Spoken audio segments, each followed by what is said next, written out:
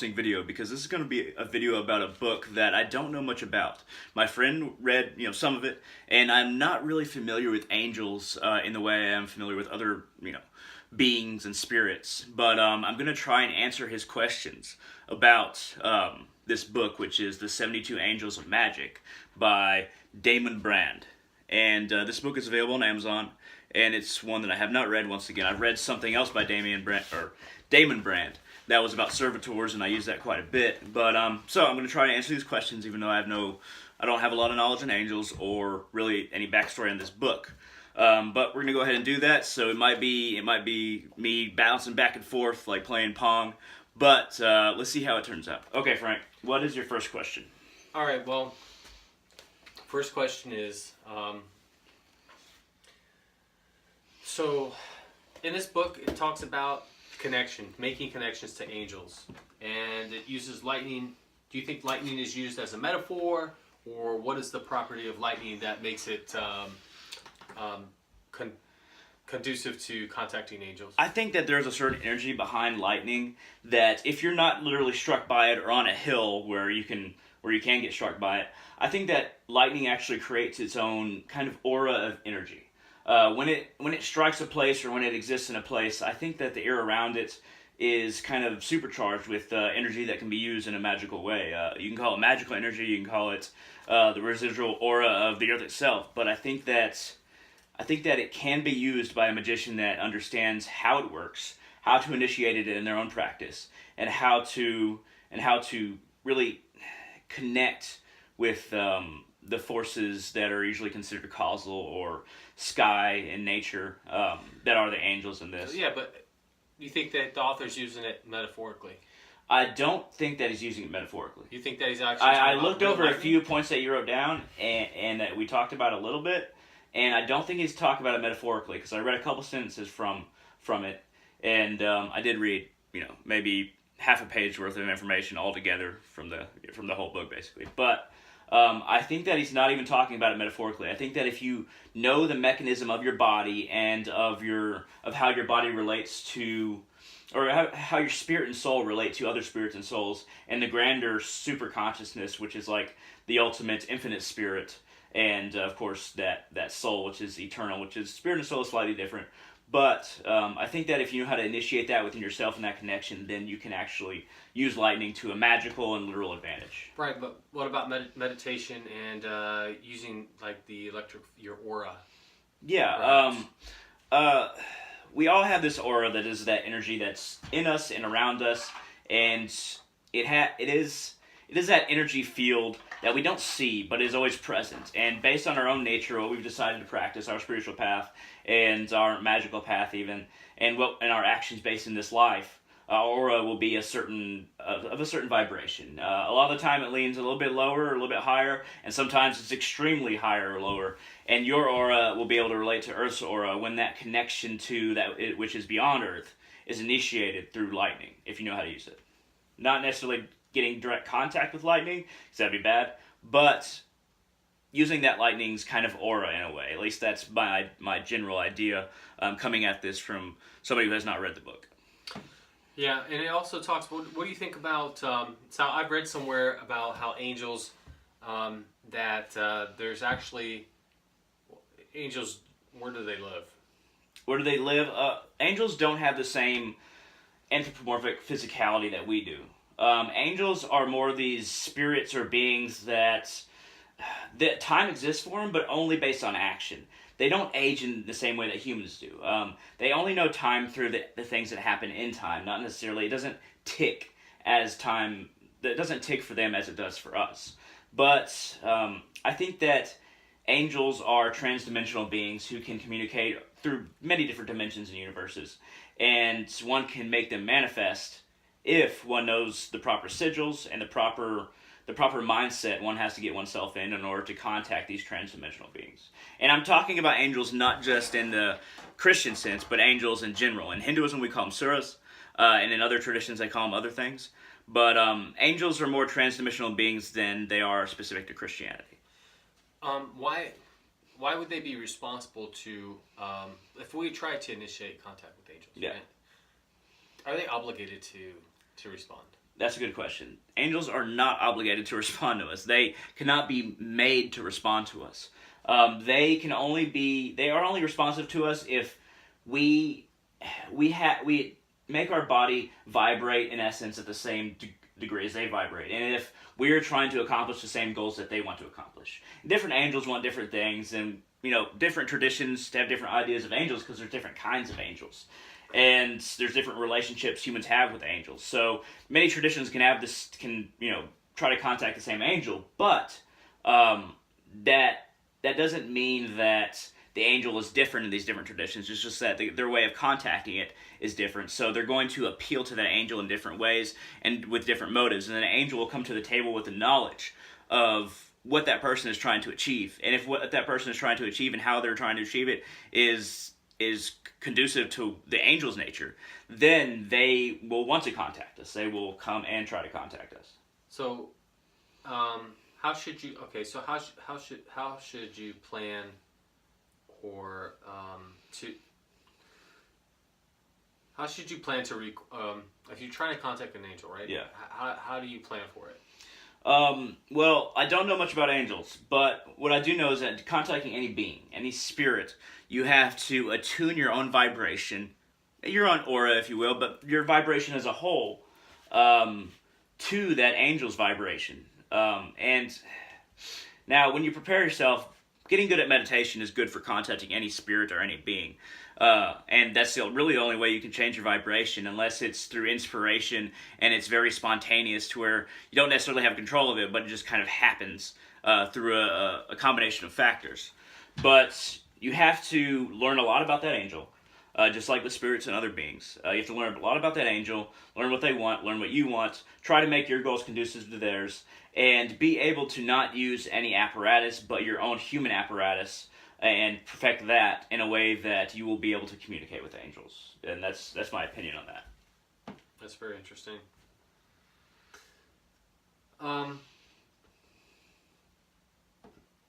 Yeah, so that pretty much explains a lot of the questions that I had. I think that angels are used for, you could interact with angels to What does he say that they're usually used? Like, it says dominate, but it says dominate, success, and fortune. Okay, so like when you're wisdom and protection. So when you're communicating with angels, to try and dominate them is not a good idea. I'm not sure if that's what the author means, but It says dominate, success, and fortune. Okay, dominate success and fortune. To use angels. So the only way to do that is to have success and fortune, in my opinion. The only way to do that is to have success and fortune, or what you consider as success and fortune, to be in line with that angel's nature, or that angel's way of relating to the cosmos and the multiverse. So then you would have to agree that angels were designed. So I've read something about how in the Bible it says that how angels were man. Okay, I think that man was created first before the angels, but I mean a lot of this is symbolic and does not apply to the way he's talking about angels. Yeah, I understand, but there's still, you have to look at it from both perspectives. So when you say designed, a lot of the time, with the way I view the nature of reality and the multiverse, is that God expands. It's not necessarily that he's separate from anything and designing it separately, but that he expands in certain ways. So angels are kind of like specific veins of God that basically allow energy to travel throughout the multiverse. Right. So they don't have the free will, like it says in the Bible, that man does. That's why they're kind of below man in the Bible. But they allow for energy transfer from what is above to what is below, and from what is below to above, in a way that is conducive with order and balance. And I think angels are beings of order and balance. Do you think that we're tied to angels is the same way as a particle is tied to another particle in quantum mechanics? I think that the only way to be tied, like everything is tied together ultimately, but the only way to be aware of that thread that ties everything together is to understand the particular thread. To understand, in this case, the particular angel and where that thread leaves. An angel is like a thread to God, and that's where the energy transfer happens. It comes from and to, the idea of this separation between thread and different angels and humans, it's all ultimately dipped into illusion. Ultimately, everything is connected. But as far as practicality goes, and from a level of not yet being enlightened or having achieved moksha, liberation, I think that it's very good to understand different parts and try to realize that grander connection through things like angels, spirits, and other beings as well. And this is, dealing with other spirits and beings is where I get a lot of this information. But angels, while I don't have as much information on them in particular, I think that angels are very similar just from the small bit that I do know. Okay. So therefore, angels were designed to help humanity? I don't think that they were designed, but I think that as God expanded, kind of like how the universe expanded after Big Bang, except God is continuously expanding throughout all dimensions from kind of his core that is untouched. But he's ultimately infinite. I think that the angels expanded to allow energy transfer throughout the universe. So what's the difference between contacting an angel or contacting an avatar or prophet? You can't contact an avatar or prophet in the same way you contact an angel. And a prophet is very different from avatar, first of all. A prophet is somebody who has great knowledge and may be enlightened about God, but does not have the same Christ or Krishna consciousness. Christ and Krishna consciousness, both those things are interchangeable. So can I pray to an angel? You can, but the connection to an angel would be far easier than to an avatar, because an avatar is basically an avatar connects to God in a way that God's consciousness is the avatar's consciousness, and the avatar's consciousness is God's consciousness. So basically, God consciousness is placed in a being here that teaches us. So when Jesus says, "I and my Father in heaven are one," he's talking about that level of consciousness. And Krishna talks a lot about, "I am this and I am that," just like Christ does. And really, they are one with God's consciousness, and that's what they mean. So you can pray to an avatar and connect to God and connect to a God that way, or God that way. Not a God, because avatars are actually greater than gods. But you can connect to God that way. But angels themselves, they are all about energy transfer, and they're easier to contact, and they require less attunement because they're actually closer to us because of their energy role. Okay, now here's the $1 million question that I know the answer to. So, okay, go ahead. So everything we do requires energy. Yeah. Does it require energy to angels to respond? We're the sender, and they're the receiver. For them to, in essence, it's like I wouldn't put it that way, but in essence, it could be reversed too, though. Okay, it's like request offer. Do we put a request? They provide us with an offer. It's not the same as like a contract, like with a demon or something like that. It's not like we're offering something, then they have to do it. It's about if we attune ourselves to them and we allow our success and our ideas of success and what we want to attune with a particular angel or angels in general, then the contact happens. It's not just offering something, then you get something in return. There's no guarantee that if you offer something, that an angel will give you something in return. So if you say Krishna, Jesus, the angels... Krishna and Jesus are way above the angels. Okay, so they're way above. Yeah, and they're way above even the gods. So you would... Okay, so this is the $1 million question. Yeah. I think. Is it important to communicate with angels, or is it more important to... Because wouldn't you just go to Krishna or Jesus? It depends on what you want. If you're interested in gaining energy in this world and using it for good and order and balance, then contact angels and the avatars, of course. But if you're more interested in going beyond this world and purifying your own consciousness to the extent that you join with Godhead, you join with the source and the heart of God that is beyond all things and that is without any delusion or separation. If you want that, you want to go beyond this world, then contacting angels is not the way to go.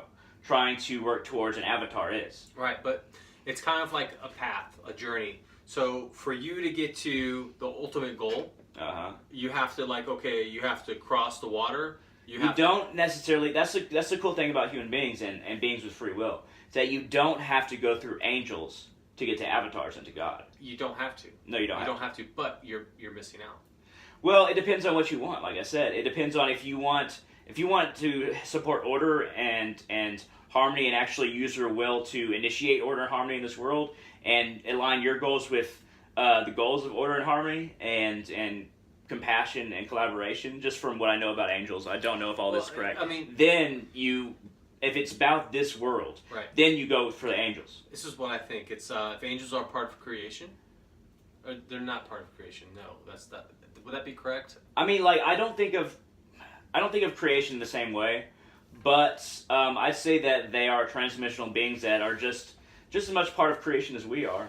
Sure. I mean, I think there's different. There's different degrees of angels, too. Well, there's different philosophies of angels being integrated with man, or with and I humans. think that a lot of that is a misunderstanding of what an angel is. If somebody has a particularly high vibration, and an angel in that soul's path to wherever they are interceded itself and desired to basically kind of coach that person along, then that angel could be considered a father or mother. But as far as like literal, like that angel had sex with a human being, that doesn't make any sense. Well, it could be. Well, we would never know. Well, I mean, I don't know anything. You could but be an angel. I could be an angel. I mean, it's like I think that we would know if we were angels, but I don't know ultimately. That's the thing, because ultimately, I don't know anything ultimately. You never really know what's beyond yourself. Yeah, but if you were part angel, I think that you would probably know it. You think so? Yeah, I think it'd be very likely that you would know it. Okay. That's interesting because, see, I see it as like, this is the way I look at it. I see that you have water, land, you have air, you have earth, wind, fire, right? So earth, air, fire, water. Yeah, so you have all the elements, and you can't just like say, well, I'm going to cross the sea to get to enlightenment, or I'm going to walk the land to get to enlightenment. It's like kind of like you have to have a good idea and understanding of everything. Yes. In the cosmos. And you can gain that from angels, but angels aren't the only beings that can give you that. Right, but a good idea and general description of how angels operate would lead you probably closer to. It'd be a path. I mean, it's not necessarily like a path you have to take, but it would be one way to do it. Right. Okay. So that makes sense. What he's saying in this book. It's actually a really good book. I mean, once again, it's the 72 Angels of Magick, Instant Access to the Angels of Power by Damon Brand. And then that's kind of what it looks. That is what it looks like. And do you have any more questions before I make some final comments? I think my final question would be is it's more not of a. It's not really a question. It's like why would someone? I spent $10. We spent $10 on this. Yeah. Book. Why would you spend $10 and spend time reading this versus playing Xbox? You know. I think that well, it's obvious to both of us, but I think that what is it going to do long term for me? Like what is the significance? What do I gain from understanding the philosophy of this book? You gain the ability to connect to energy streams that exist that most people do not. But ultimately, it's for a gain of power. Not necessarily. Not necessarily. Not necessarily, because angels, they're not like, because that's why you contact demons and work with demons. That's why. But with angels, it's more about learning knowledge that you can use to help other people. In my idea of angels, I don't know if this is absolutely true. I think that it's more about getting knowledge that you can use to help yourself and others, and getting power to the degree that you're going to use that power in order to help other people. An angel will not work with you, in my opinion, if you just want to gain power and wealth and fame. I don't think any angel will work with you if you want that. I agree. And that's why if an angel does help you gain power, they're going to be sure about you, and they're going to know how you're going to use it. You know what I think it is? What? I think that it's like you have the ultimate choice of whether you want to use the knowledge to. You're not. But an angel can see past what you say. Like it'll be able to see through your aura. For good, right? It'll see through your aura. It'll see through your intentions. If you lie to an angel, it's not going to work. That's a good point. So it's not going to work. Point. But as we wrap this up, all right, you got one more statement? No, it's like the questions. I mean, I think we answered all the questions. I think it's more of like the theory of, do you want to read this book so that you can acquire knowledge to do good? Because I think that's what it's about, right? Yeah. It's like it's wealth and fortune is kind of a side effect of doing good, because if that's not your ultimate goal, to like help others, and part of the distribution of doing good is and you've read more of it than I have, so I mean you would know more of what's in there. But yeah, so I think that your statement is right. I think that's right. And then